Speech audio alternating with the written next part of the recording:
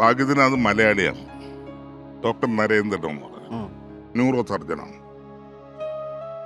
അദ്ദേഹത്തെ ഫോണിൽ വിളിച്ച് സാർ ഇതുപോലൊരു കേസുണ്ട് എന്ന് പറയുമ്പോൾ ഞാൻ ഈ ഫോണിൽ പിടിച്ചു മേടിച്ച് ഞാൻ പറഞ്ഞു, സാർ ഇന്നതാണ് സംഭവം, ഇന്നതാണ്, ഇന്ന ആളാണ് പറഞ്ഞപ്പോഴത്തേക്കും